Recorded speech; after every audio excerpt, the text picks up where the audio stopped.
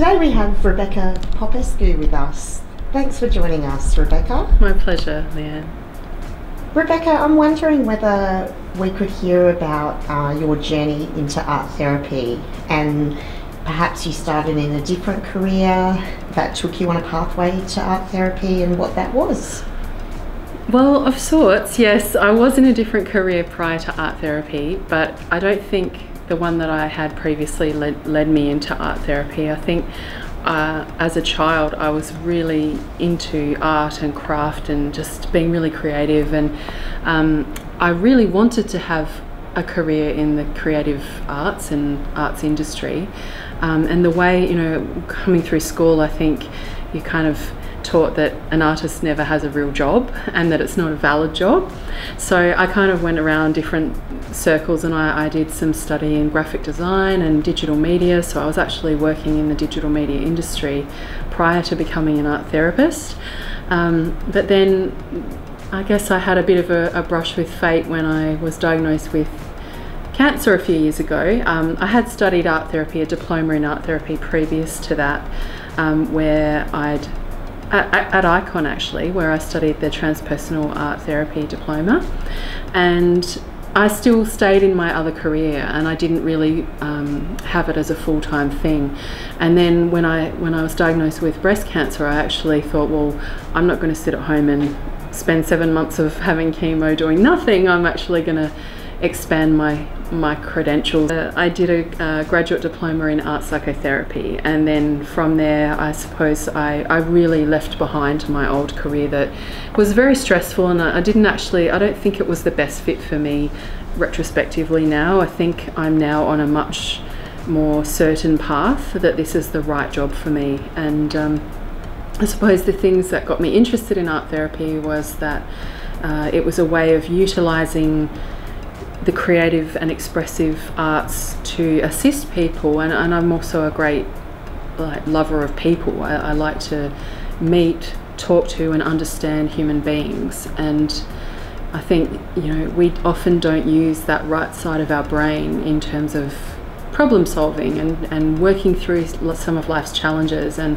if I can have a job that helps me encourage people to use the creative arts to help problem solve or troubleshoot some of their life challenges, then I think that's a really beautiful job to have and to celebrate. So yeah, I hope that answers your question of how I came to be there. It does indeed, thank you.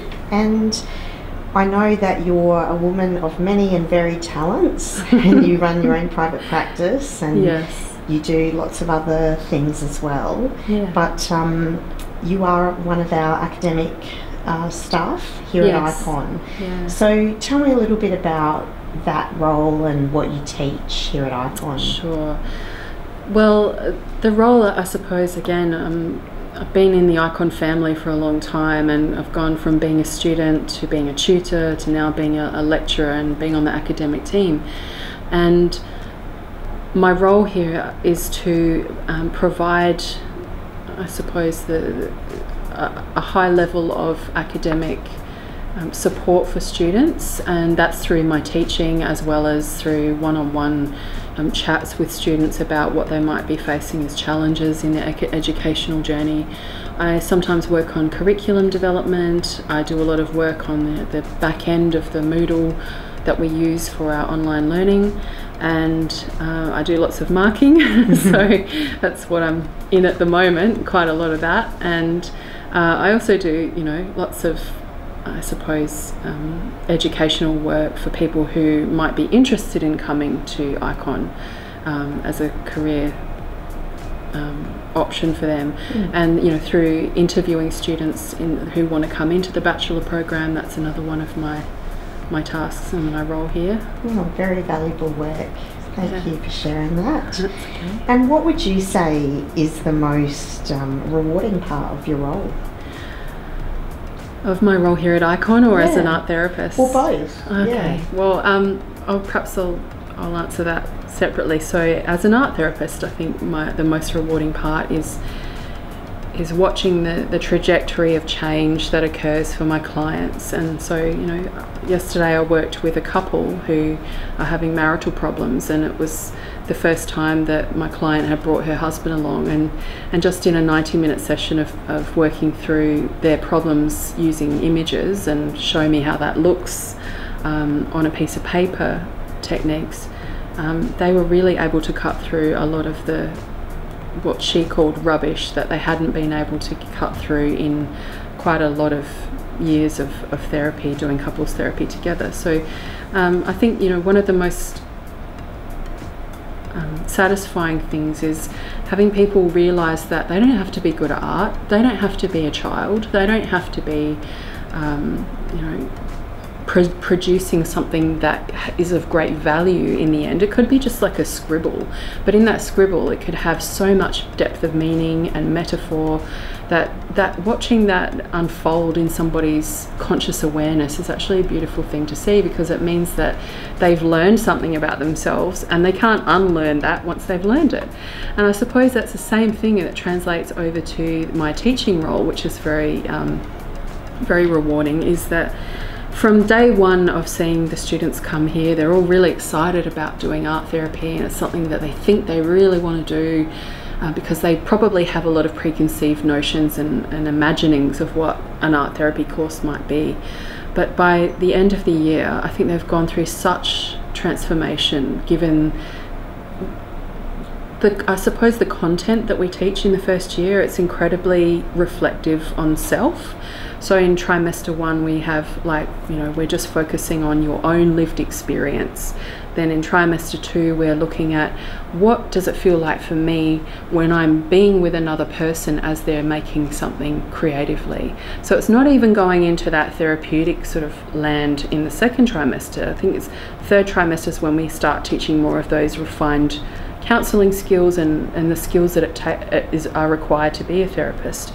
But the first 2 trimesters are so focused on self-reflection and self-awareness that in the same way that I see that transfiguration happen with my clients, I'm also seeing it happen with the students as they go through the learning process. And that's great, because what it means is they've experienced it, and therefore they'll be able to take that experience and transmute that into their own professional practice when they're trying to help somebody else come through you know, a journey of exploration and self-reflection.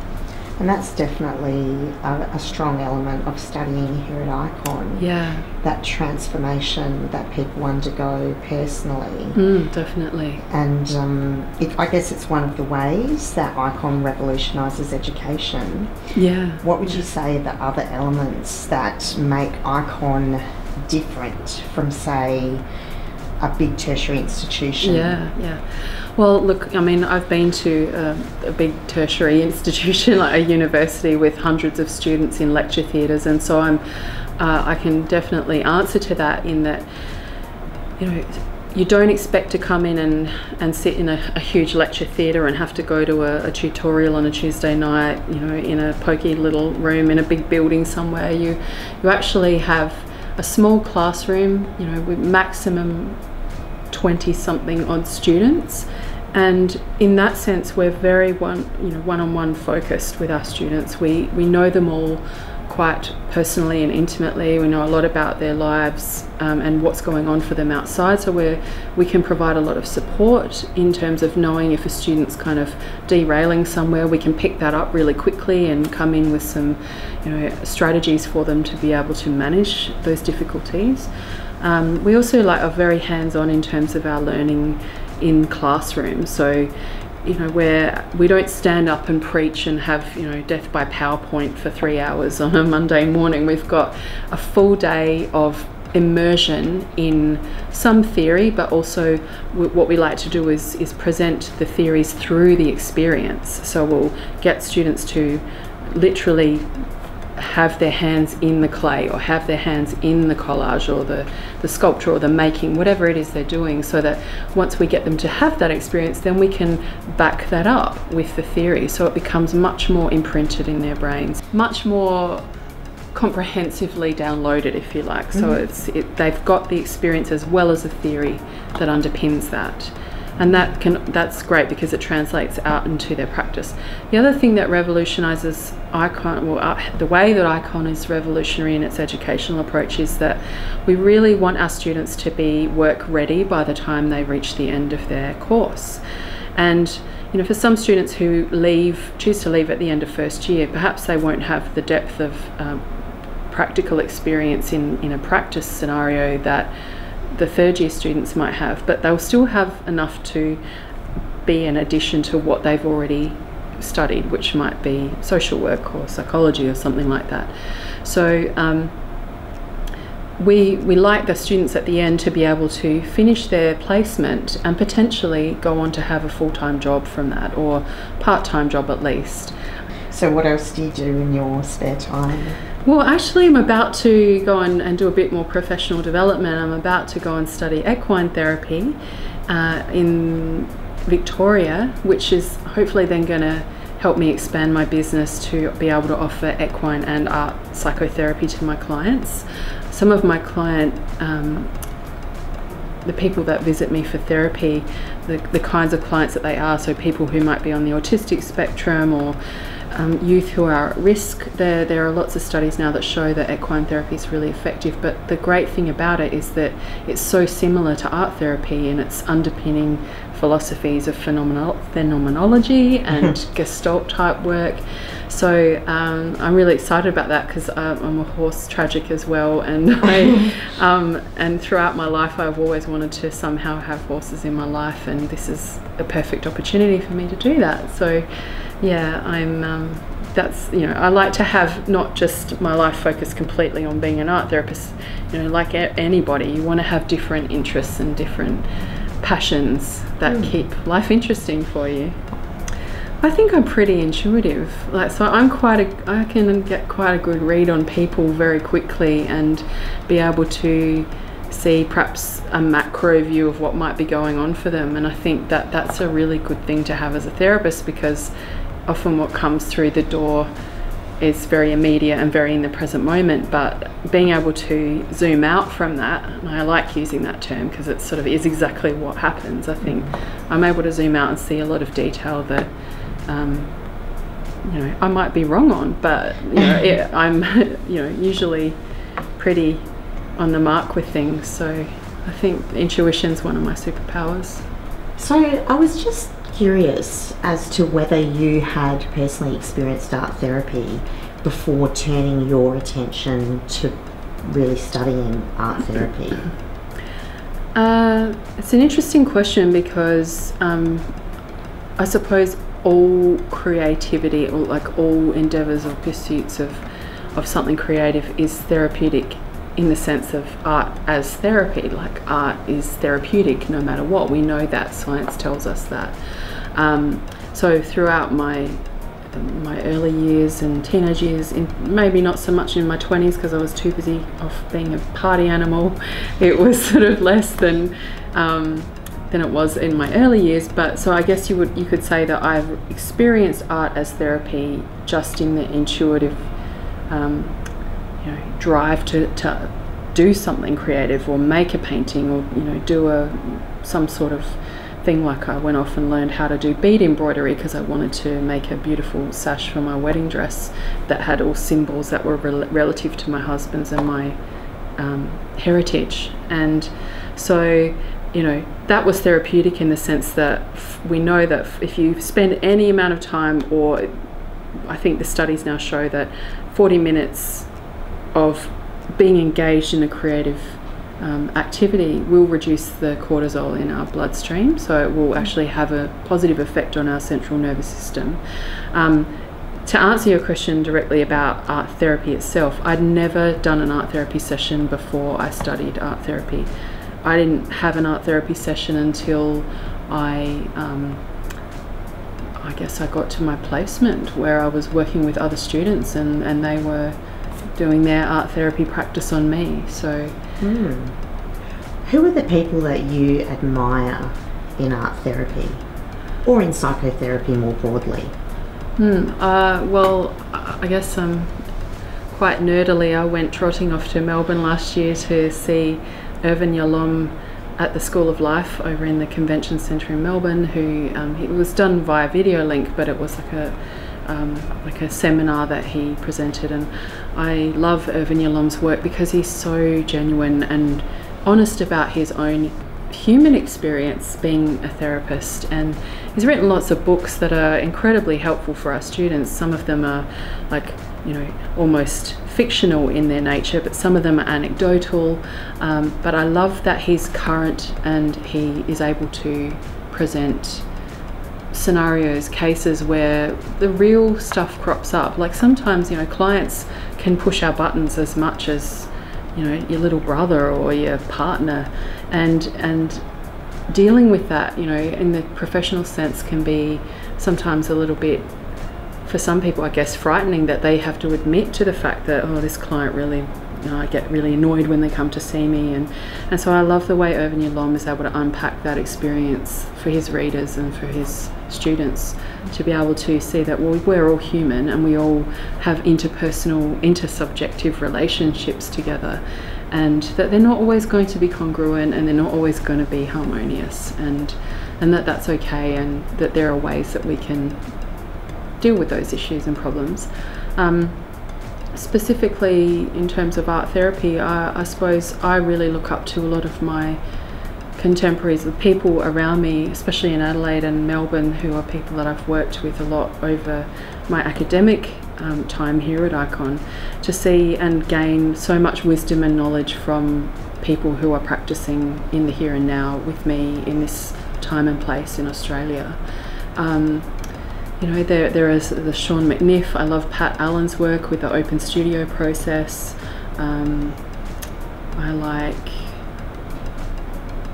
testing me now, I love Lucia Carpaccioni's work on the inner child. I love following other art therapists on social media channels like Instagram, because it's so enriching to see what other people are doing in their practice and think, whoa, wow, that's a good idea, I could incorporate that, or that's going to be useful for me in this situation. And you know, when you're working with people on the autistic spectrum, it's great to have a collaborative approach to art therapy, and that's why I like having a national body that represents us is really important, and we get to go to conferences and hear each other present keynote speeches and that kind of thing. So yeah, psychotherapy more broadly, I think I've mentioned Irvin Yalom, but also, in fact, because part of my teaching involves talking about health and well-being from a, you know, integrative sense or an integrative perspective. So health and well-being is not just all about being healthy up here, it's about your body as well, having body awareness, being aware of your embodied experiences in life. Dr. Gabor Mate is one of my favourite authors at the moment, reading about his lifelong study and inquiry into the long-term impact of chronic unrelenting stress on the human body and what that does, and the implications that has for later in life developing chronic disease. And I find that very compelling. I love listening to his lectures, and again, nerded out totally when I went to the childhood trauma conference last year and heard him speak in a one-day masterclass. So yeah, there's lots of people doing a lot of really interesting research and writing about what it is to be human and how we can be more attentive to the things that are going on, not just psychologically but physically, which are often signposts to what our psychological health might, how our psychological health might be. Our body will often tell us before our brains will let us accept that. It's interesting. And is there a piece of work or a book that you feel has influenced you throughout your career more than anything else? There's lots, and I even just put a post up on Instagram the other day about a lady, I think she's from Melbourne, Patricia Sherwood, who wrote a book called The Healing Art of Clay. And you know, I put that post up because, you know, I knew I was going to be seeing this little boy who keeps saying, I really want to do clay, I want to learn how to throw on the wheel, I want to do this and that, and he really wants to get his hands into that clay. And when I picked up her book, and I start reading about anger, because his problem is dealing with his anger over having autism, it never ceases to amaze me in sessions how humans seem to innately know what materials they need to work with to process a problem. And when I was reading Patricia's work, it reminded me that clay, you know, yes, it is such a strong medium for people to be able to push emotions into that medium. But in terms of greater, wider tones, I think Carl Jung's writings are just incredible on, you know, symbolic or symbols in the human psyche, and how we understand life through symbols. And I think his work is timeless. You know, in being able to pick something up and read about that he's written, and one of the quotes that I love that he said, and I always come back to it, is that often the hands will solve a mystery that the intellect has struggled with in vain. And that is something that is so true, and it's, you know, I see that all the time in my work in art therapy, is that your hands and your creative problem solving capacity is so great, because we sort of always have that left brain language rationale come in to override that creative way that we can solve problems for ourselves. And so yeah, the Red Book, Man and His Symbols, yeah, there's lots of his that I really like. And for other art therapists in the community that might be watching this, is there an experience that you would recommend to them, I guess, to enrich them as therapists? I'm not sure whether there's someone, a speaker, or anyone that you think every art therapist should do that or see that. Well, that's a big question.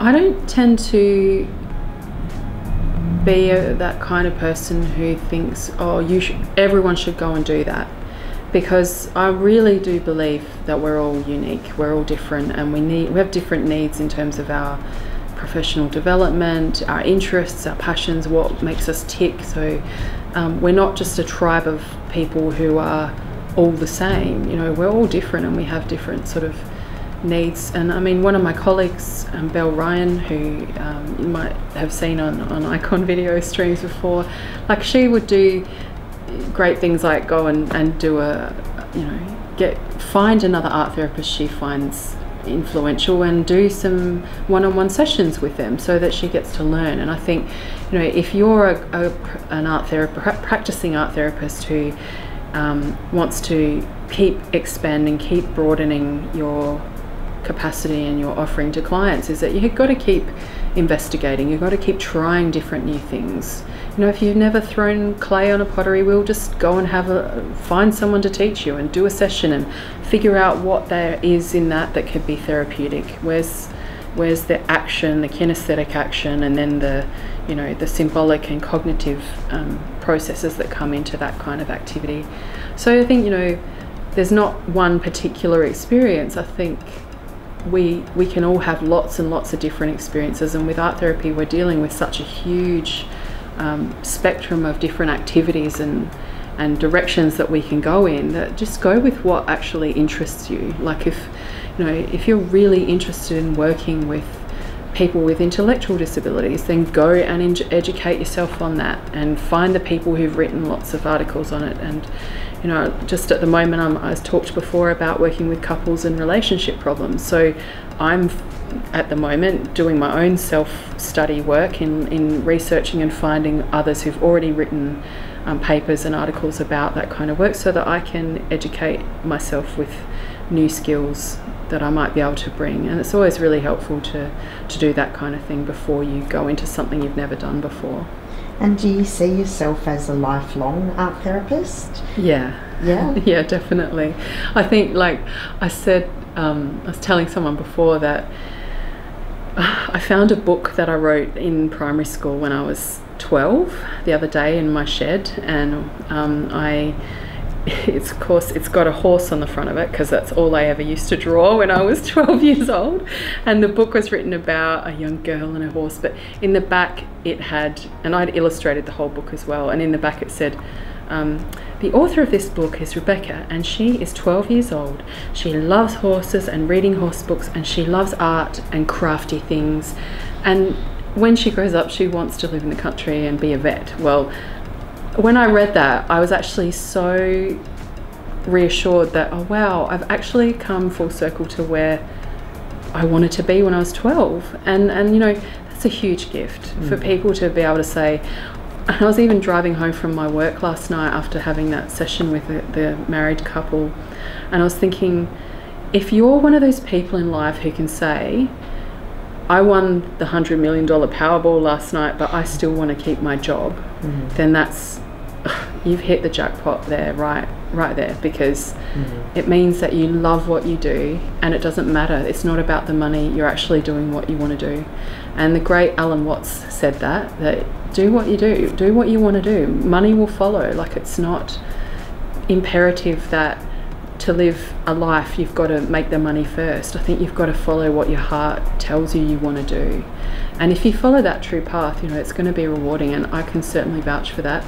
I can say definitively that crossing the stream from what I thought was my right job in digital media design, 3D animation, taking a step sideways to do art therapy is actually the best thing I ever did, because I know now that my compass is facing the true north. I know that it's going the right way, and that I'm super happy, and I feel really content, really deep within myself, and I can't ask for more than that.